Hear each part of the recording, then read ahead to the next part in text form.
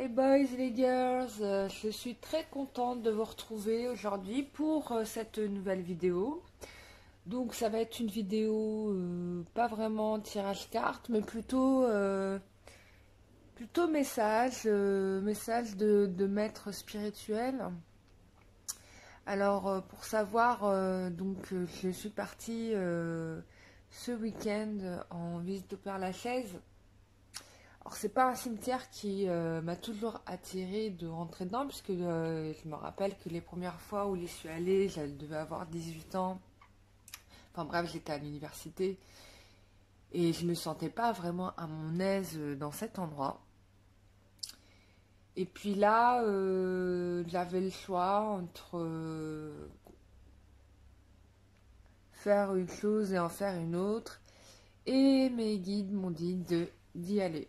Donc j'ai pas trop compris pourquoi, mais j'ai suivi le pas et donc je suis partie au Père-Lachaise, qui est un cimetière, le cimetière parisien, le fameux cimetière parisien. Donc je suis partie en visite guidée.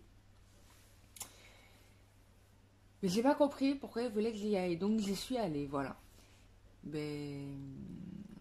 Et en fait, franchement au début j'avais raté le groupe. Et en fait, j'étais pas bien parce que je sentais qu'on me mettait quand je traversais le cimetière au petit matin. Je peux vous dire que les défunts, ils vous mettent une sorte de pression. En gros, mais pourquoi t'es là, quoi? Enfin, c'était vraiment ça. Pourquoi t'es là? Et j'avais l'impression qu'ils voulaient vraiment me faire partir, quoi. Mais bon, j'ai traversé le cimetière, voilà, en faisant des prières, bien sûr.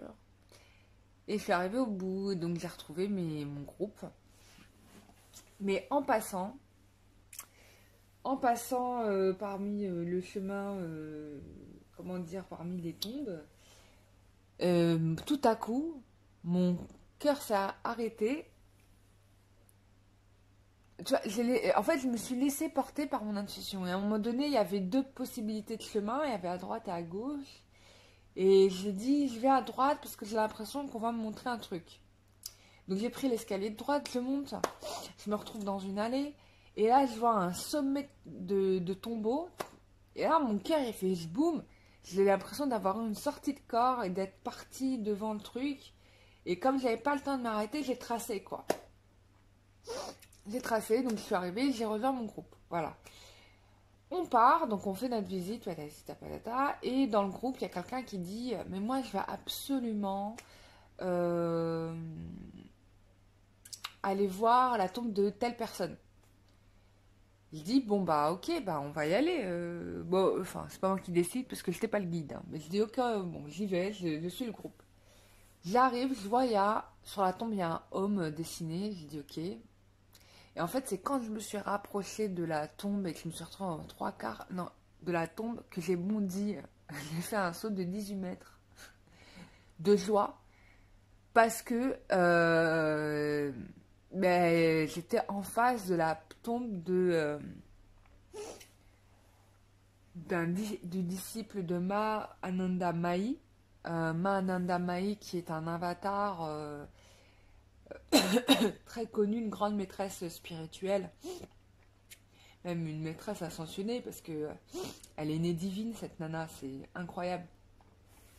C'est une personne que j'aurais adoré rencontrer, comme Babaji aussi, quoi. Et là, j'ai fait un saut. Elle est morte en 86, je crois. Voilà, elle a quitté son corps, elle n'est pas morte, elle a quitté son corps en 86, parce qu'on ne meurt pas. Et là je tombe là-dessus, mais là je pleure, quoi. Enfin, pas je pleure, mais je crie de joie. Je dis ah mais c'est Swami Vivekananda. Ah non mais c'est un truc de fou. Je pensais pas qu'il serait enterré là. Enfin, je tombe de mes nues, quoi, tu vois. Et en fait,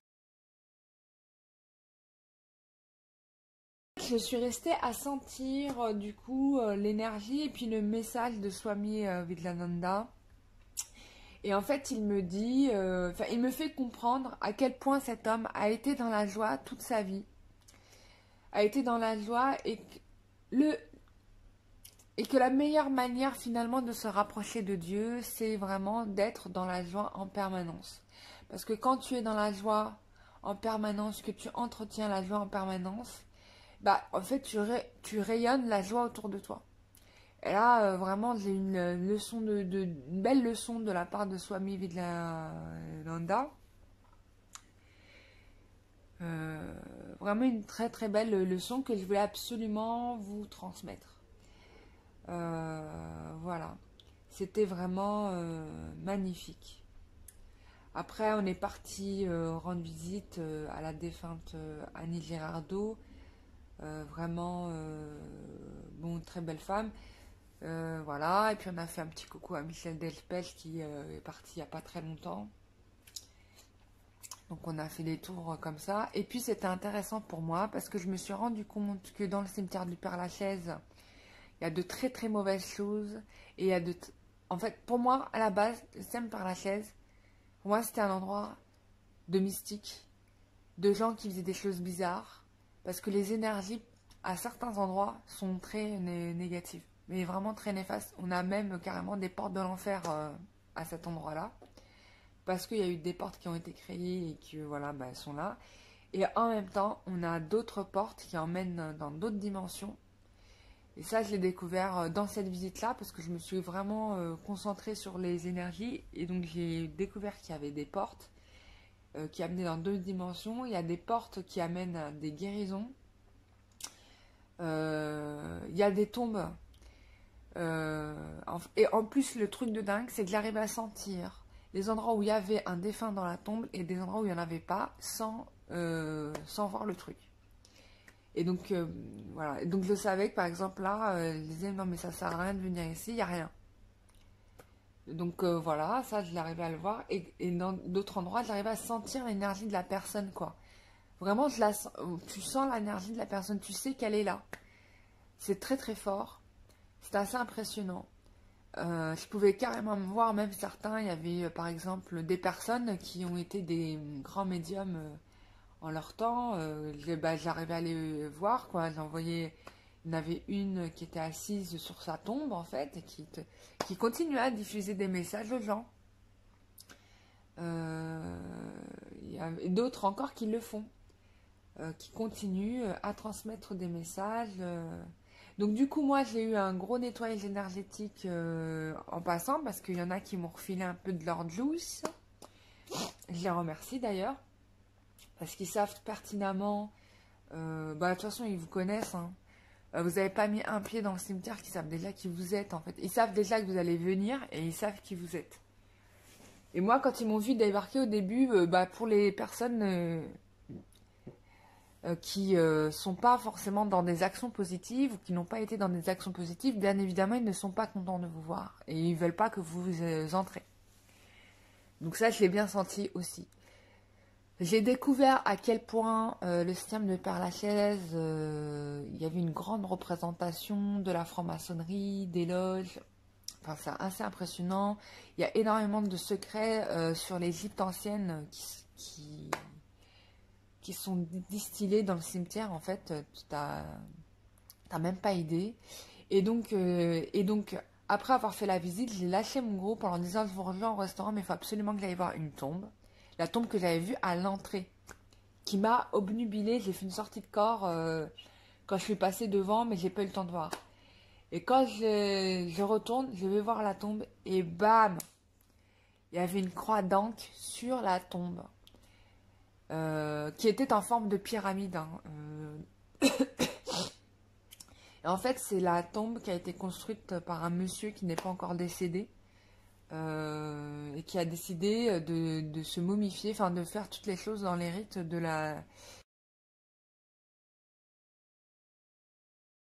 l'Égypte ancienne.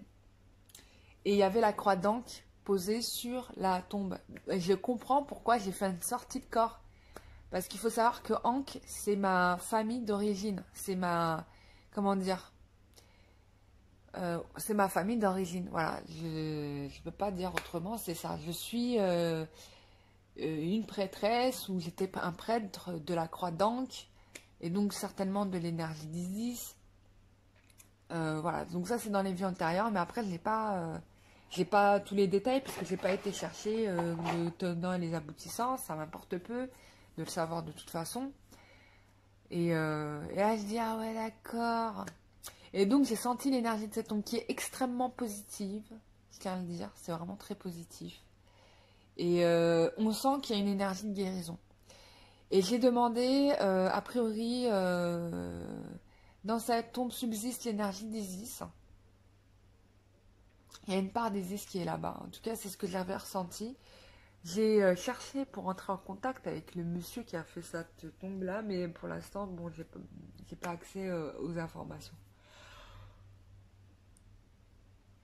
Parce que pour le coup, j'aurais bien aimé le rencontrer, mais peut-être que c'est pas nécessaire et que juste sa tombe, ça suffit. En tout cas, bravo à lui d'avoir été au bout de son truc, d'avoir créé ce monument, parce que c'est juste une grande beauté. Puis pour moi, ça a été une confirmation pour le coup, parce que ça m'a confirmé que j'étais bien dans l'énergie de la croix d'Ankh et donc de la guérison, quoi. Tu vois. Donc ça, c'était quelque chose que j'avais envie de partager avec vous.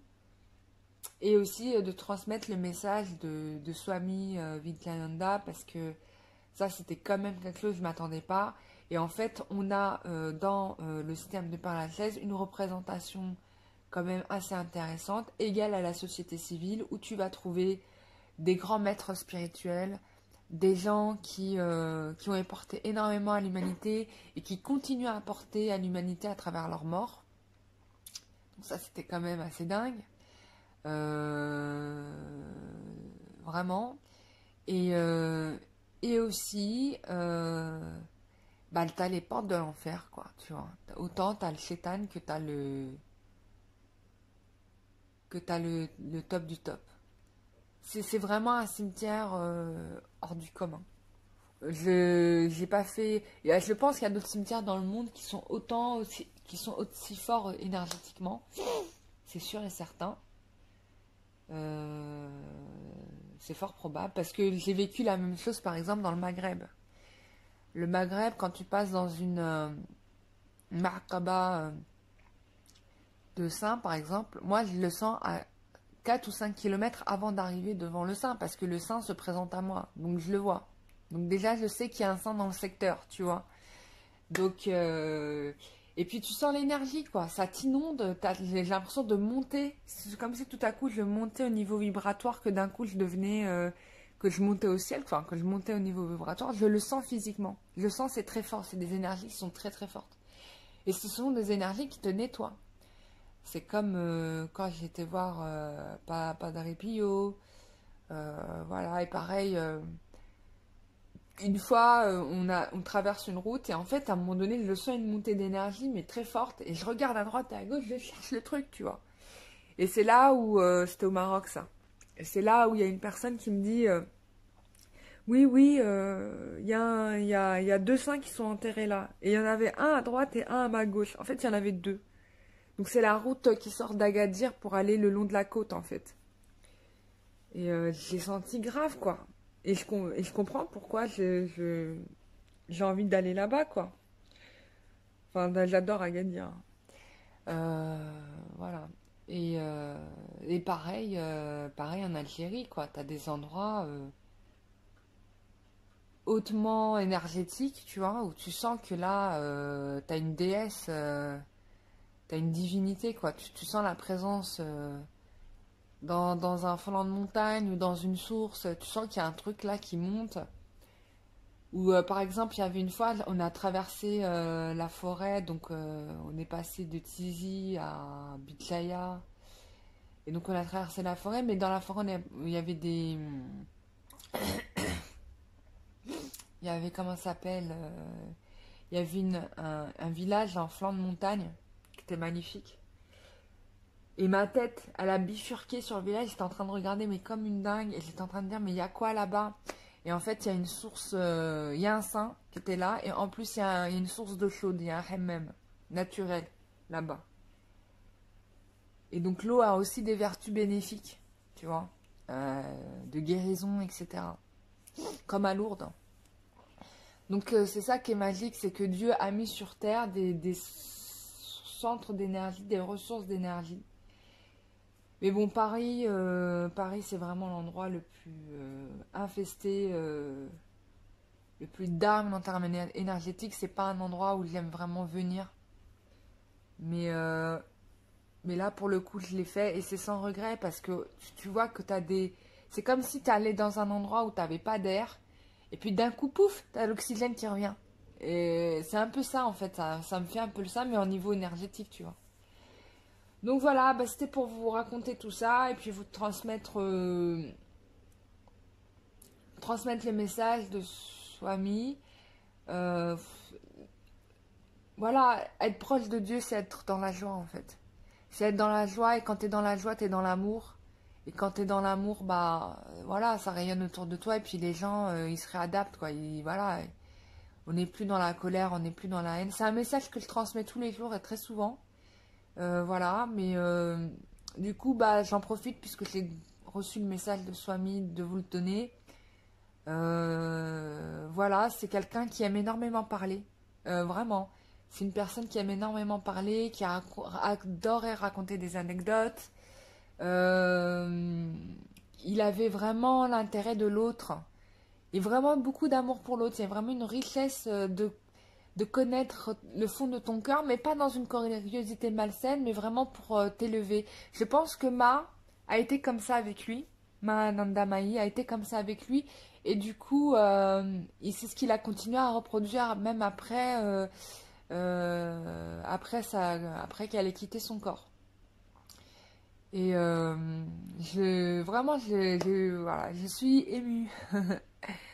Vraiment, vraiment émue parce que ce sont des personnes qui te montrent que c'est possible en fait. Que c'est possible d'être un être spirituel, tu vois. C'est possible. C'est pas réservé qu'à des personnes qui ont... tu peux l'être, tu vois. Tu as cette possibilité, tu peux faire ce choix et devenir un être spirituel fortement élevé.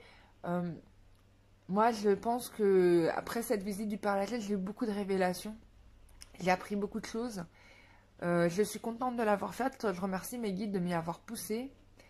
Et je sais maintenant dans quelle direction je dois partir. Et je vais aller dans cette direction. Voilà. Tout simplement. Je vous remercie de tout mon cœur d'avoir écouté cette vidéo qui était une vidéo sans tirage.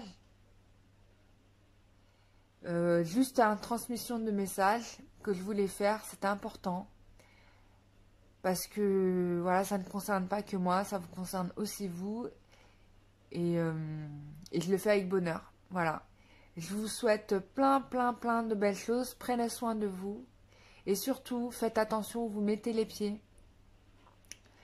Peut-être apprenez à être réceptif aux énergies et sachez dire non quand ça ne vous convient pas. Vous avez le droit de dire non.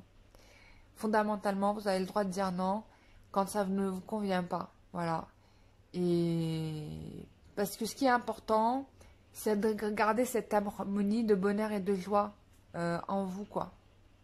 Donc, c'est ça le plus important. Voilà, je vous fais des gros bisous. Je vous dis à très bientôt et puis à une prochaine vidéo. Bisous, bye bye.